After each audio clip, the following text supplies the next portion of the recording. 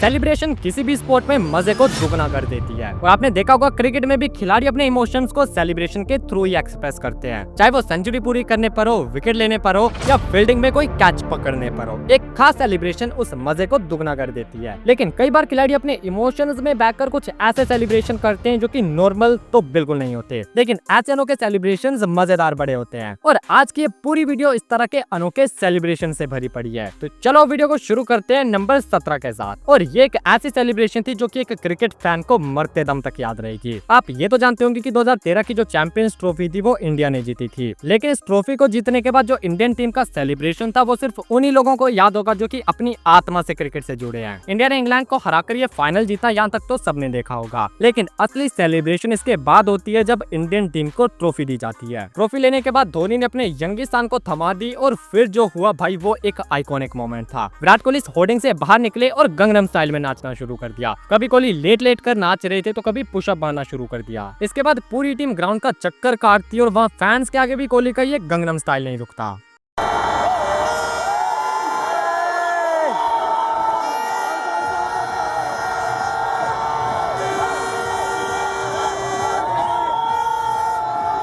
Number 16। सबसे पहले भाई आप ये वाला मीम देखो। Oh, he's got another one.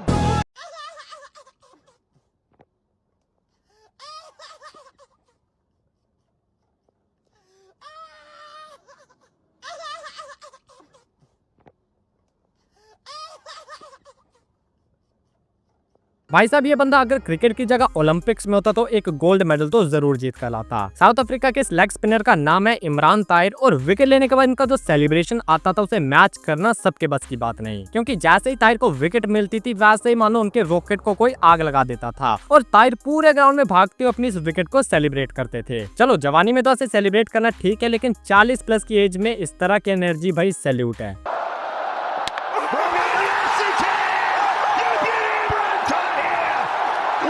Special hat trick that is.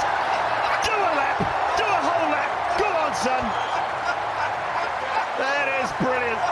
Number 15। ये वाला जो सेलिब्रेशन है ये आईपीएल हिस्ट्री के सबसे आइकॉनिक मोमेंट्स में से एक है। ये सेलिब्रेशन 2014 के आईपीएल में हुए एमआई और आरआर के इस आइकॉनिक मैच में आया था। मुंबई के लिए एक डू और डाई मैच था जहां उन्हें सेमीफाइनल्स में क्वालिफाई करने के लिए राजस्थान के 190 रनों के टारगेट को 14.3 ओवर में चेस करना होता है। मुंबई की किस्मत देखो कि वो 14.3 ओवर्स में सिर्फ 190 तक पहुंच पाती है, यानी कि उन्होंने स्कोर तो लेवल कर दिया था लेकिन वो जीत नहीं पाए थे। लेकिन इसके बाद इस मैच का सबसे बड़ा ट्विस्ट आता है। कैलकुलेशंस के अकॉर्डिंग मुंबई अब भी क्वालिफाई कर सकती थी अगर वो अगली गेंद पर बाउंड्री मारकर इस मैच को जीतते तो। और इसी मोमेंट पर आदित्य तारे जो कि अपनी पहली गेंद खेल रहे थे वो फॉकनर की इस गेंद पर छक्का जड़ देते हैं और मुंबई इस मैच को जीतकर क्वालिफाई कर जाती है। और इस छक्के के बाद जो तारे का सेलिब्रेशन था वो इस छक्के से भी ज्यादा मजेदार था।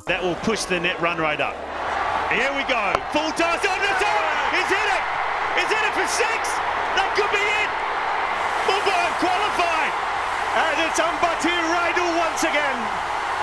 In fact, it's Tare who's come out and hit a fast ball sixer. Have a look at the Mumbai Indians. They've got out of jail. They're into the playoffs. The shirts are off. And the crowd and the players on their feet. Number 14। माना कि भाई मुंबई वालों के emotions कुछ ज्यादा ही निकलते हैं, लेकिन इतना भी क्या कि अपनी मालकिन का भी ख्याल ना रहा। आपने स्पोर्ट्स हिस्ट्री में कितने भी गजब के सेलिब्रेशन क्यों ना देखे हो, लेकिन शर्त लगा लो भज्जी भाई के आगे वो सारे फेल्ड हैं, क्योंकि इस मैच को जीतने के बाद भज्जी भाई मोमेंट में इतना डूब गए कि उन्होंने अपनी टीम की मालकिन और देश के सबसे अमीर आदमी की पत्नी नीता अंबानी को अपनी गोद में उठा लिया था। मानना पड़ेगा कि भज्जी भाई दम तो रखते हैं।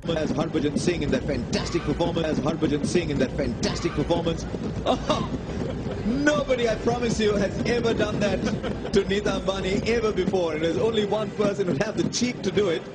It would be Harbhajan Singh. Number 13। भाई सेलिब्रेशन की बात हो और उसमें वेस्ट इंडीज का जिक्र ना आए, ऐसा कैसे हो सकता है। ये वो टीम है जो कि अपने मजेदार अंदाज के लिए जानी जाती है और इनका ये मजेदार अंदाज आप उनकी सेलिब्रेशन में देखो जो कि 2016 का T20 वर्ल्ड कप जीतने के बाद हुई थी। वेस्ट इंडीज के सभी खिलाड़ी मिलकर अपना वर्ल्ड फेमस चैंपियन डांस करते और अपनी इस जीत को सेलिब्रेट करते हैं। नंबर 12। जब तक सेलिब्रेशन एक स्पिरिट में रहकर की जाए तब तक वो अच्छी लगती है, लेकिन कई बार खिलाड़ी कुछ पर्सनल हो जाते हैं और आउट ऑफ द स्पिरिट जाकर सेलिब्रेट कर देते हैं। हैं। और ऐसा करने में सबसे ऊपर नाम आता है बांग्लादेश का और उनकी नागिन डांस सेलिब्रेशन का। इस सेलिब्रेशन की शुरुआत तो एक खिलाड़ी से हुई, लेकिन धीरे धीरे ये सेलिब्रेशन बांग्लादेश और श्रीलंका के बीच एक कंट्रोवर्सी में बदल गई। बांग्लादेश और श्रीलंका की राइवलरी तो आप सब देख ही रहे होंगे। ये दोनों टीमें एक दूसरे को पोक करने का कोई भी मौका नहीं छोड़ रही और इसमें इस नागिन डांस सेलिब्रेशन ने खूब आग लगाई है। श्रीलंका के हारने पर बांग्लादेशियों ने इस तरह से सेलिब्रेट करके चिढ़ाते हैं और बांग्लादेश के हारने पर श्रीलंकन, और ये क्रिकेट हिस्ट्री की one of the infamous celebration बन चुकी है। नंबर 11, कई सेलिब्रेशन ऐसी होती हैं जो कि किसी खास मकसद के लिए की जाती हैं और इस तरह की सेलिब्रेशन का मतलब क्या होता है वो सिर्फ दो लोग जानते हैं, पहला सेलिब्रेट करने वाला और दूसरा जिसके लिए वो सेलिब्रेशन की गई हो। और इसी कैटेगरी में आती है केएल राहुल की ये वाली सेलिब्रेशन। राहुल अपनी सेंचुरी पूरी करते हैं और उसे एक टोटली नए तरीके से सेलिब्रेट करते हैं। इस सेलिब्रेशन में राहुल ने अपने हाथों से अपने दोनों कानों को बंद कर दिया और ये जेस्चर उन क्रिटिक्स और हेटर्स के लिए था जो कि राहुल को ट्रोल कर रहे थे। राहुल ने अपने सेलिब्रेशन से उन्हें ये बताया कि तुम्हारे नेगेटिव कमेंट्स मेरे कानों तक नहीं पहुंच पा रहे। इसके बाद ये सेलिब्रेशन राहुल का एक ट्रेडमार्क बन गया और उन्हें कई बार इस तरह से सेलिब्रेट करते हुए देखा गया।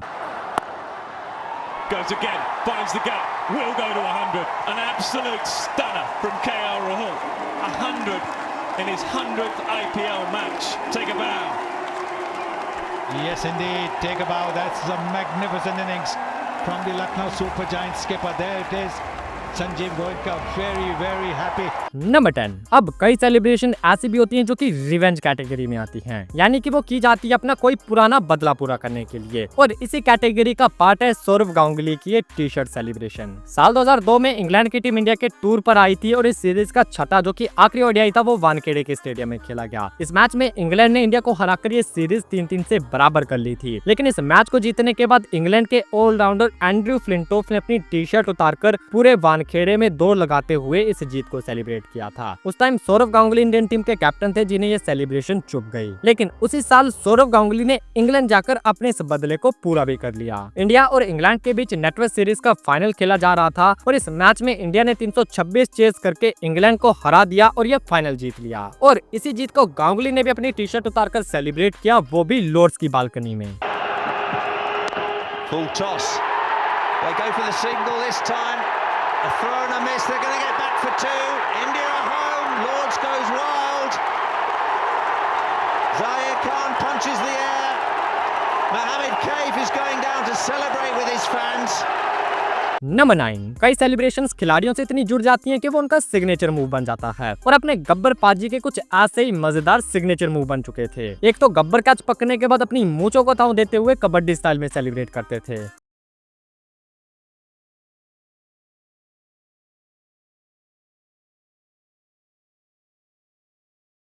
इसके साथ गब्बर का बैटिंग में भी एक अलग अंदाज था और जब गब्बर अपने किसी माइलस्टोन पर पहुंचते थे तो वो उसे भी अपने एक गब्बर स्टाइल में सेलिब्रेट करते थे। Now this ground bathed in blue will rise to acknowledge a fine innings. Number 8, ये वाली सेलिब्रेशन भी इस खिलाड़ी का सिग्नेचर मूव बन चुका है। ये खिलाड़ी है वेस्ट इंडीज के शेल्डन कोट्रेल, जिनका आर्मी सैल्यूट काफी पॉपुलर है। जब भी कोट्रेल को कोई विकेट मिलती है तो वो मार्च करते हुए सैल्यूट के साथ उस बैट्समैन को सेंड ऑफ देते हैं। Everywhere, give us a salute, Sergeant Cottrell. Number 7, again हम एक और सिग्नेचर सेलिब्रेशन देखने वाले हैं जो कि अपने जड्डू भाई की है और जड्डू भाई की सेलिब्रेशन है एक ठेठ राजपूताना वाली। जड्डू को तलवारबाजी का काफी शौक है और अपना ये शौक वो क्रिकेट के ग्राउंड पर अपने बैट से भी दिखाते हैं। अब आपको इस सेलिब्रेशन के बारे में ज्यादा बताने की जरूरत तो नहीं है क्योंकि जडेजा की तलवारबाजी इंटरनेशनली फेमस है। He's third against Australia off 89 deliveries and the pain continues and he's done some sword work.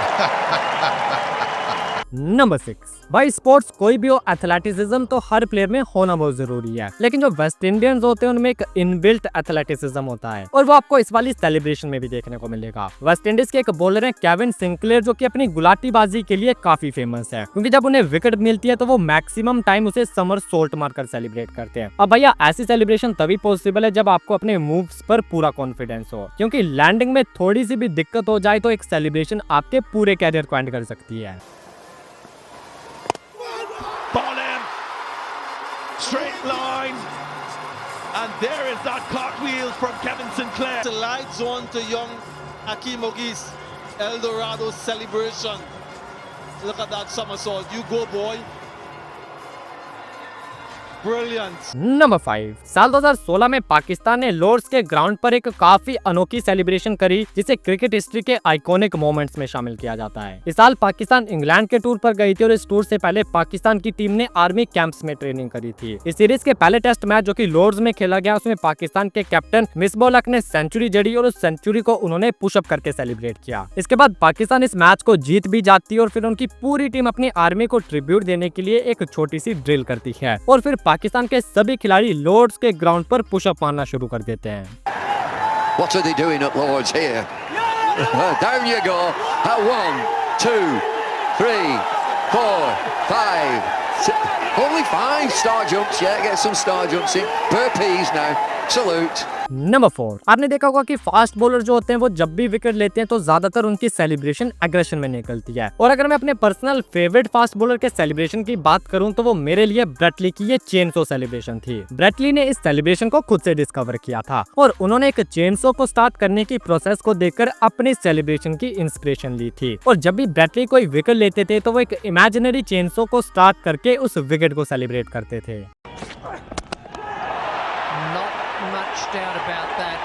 I had a very quick look at Look at this, full, straight and 160 Ks, 160.1 Adapadu departs. Brett Lee delighted, so too George Bradhog.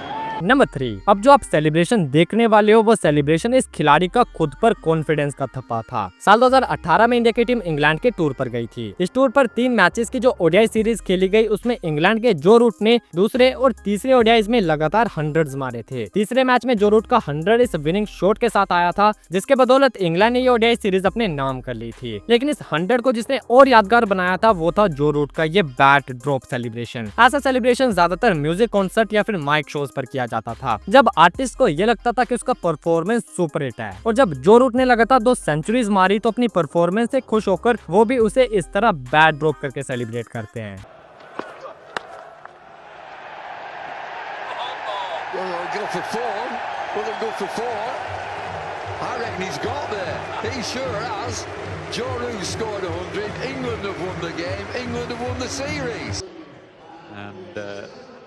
that's the way to finish the series.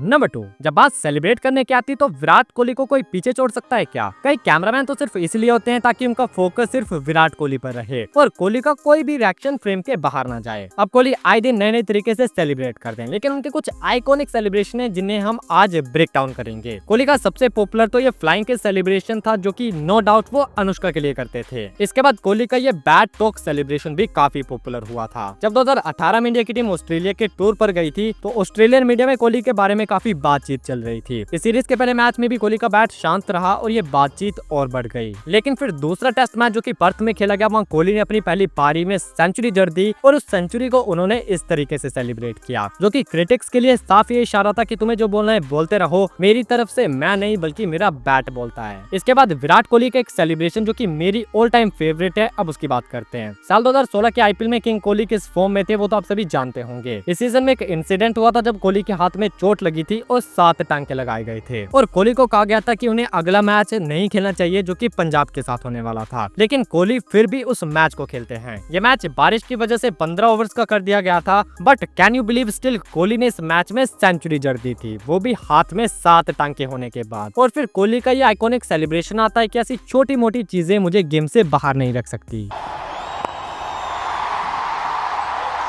Beautifully played that and away for 4 to bring up a 400 in 2016 in 2020 cricket. He's been just unbelievable, outstanding. The consistency is unfathomable. Number 1, आप ये तो जानते होंगे कि MS Dhoni को bikes और गाड़ियों का काफी शौक है और भाई शुरू में उनका ये शौक इतना ज्यादा हुआ करता था कि वो बीच ग्राउंड में ही गाड़ियां चलाना शुरू कर देते थे। पहले के टाइम में जब कोई टीम सीरीज जीतती थी तो प्राइज डिस्ट्रीब्यूशन में ज्यादातर बाइक्स और कार्स दी जाती थी और जब धोनी की कैप्टेंसी में इंडियन टीम कोई सीरीज जीतती थी और प्राइज में बाइक या कार दी जाती थी तो एमएस धोनी वहीं उस गाड़ी की टेस्टिंग करना शुरू कर देते थे। बेसिकली धोनी अपनी पूरी टीम को उन गाड़ियों में लाते थे और फिर पूरे ग्राउंड के चक्कर काटते हुए अपनी उस जीत को सेलिब्रेट करते थे। वेल, ये तो धोनी तब करते थे जब वो खुश होते थे, लेकिन क्या आपको यह मालूम है कि जब धोनी को गुस्सा आता है तब वो क्या करते हैं? अगर आप इनमें से एक है जिन्हें ये लगता है कि धोनी को कभी गुस्सा आता ही नहीं, तो ये आपकी सबसे बड़ी गलतफहमी है और आपकी ये गलतफहमी हमारी ये वीडियो दूर कर देगी, जो कि MS धोनी के मोस्ट एंग्री मोमेंट से भरी पड़ी है।